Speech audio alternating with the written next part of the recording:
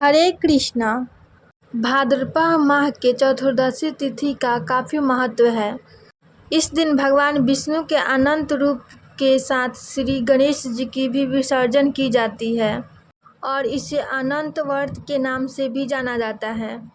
युधिष्ठिर ने भगवान श्री कृष्ण से अपने दुखों का निवारण का कारण पूछा तो भगवान श्री कृष्ण बोले कि हे युधिष्ठिर, तुम अनंत व्रत करो जिससे तुम्हारे सारे दुख खत्म हो जाएंगे और तुम्हें अपना राज भी वापस मिल जाएगा। तब युधिष्ठिर ने इस व्रत का महत्व पूछा तो कृष्ण भगवान उसे एक कथा सुनाए।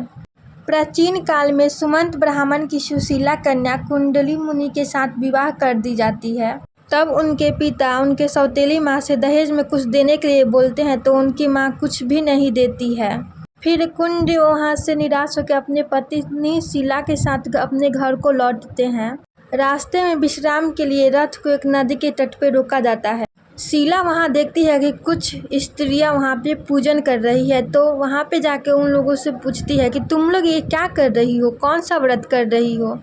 तब वे लोग बोली कि हम अनंत कर रहे हैं, हम अनंत को ही पूजते हैं।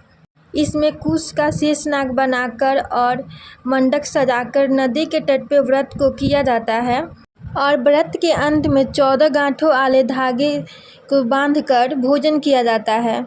फिर शीला भी उस व्रत को करने लगी।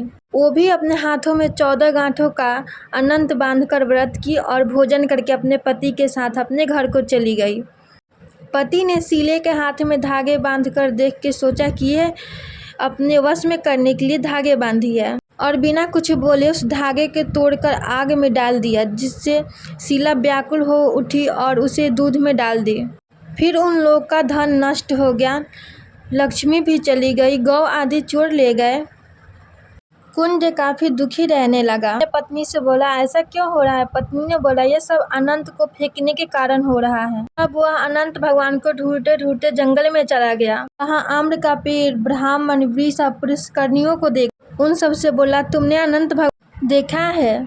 फिर वे सब बोले कि हम अनंत को नहीं जानते हैं। तब वो अपने प्राण देने के लिए फांसी लगा ली। तभी अनंत भगवान वृद्ध का भेष धके उसे अपने गुफा में ले गए।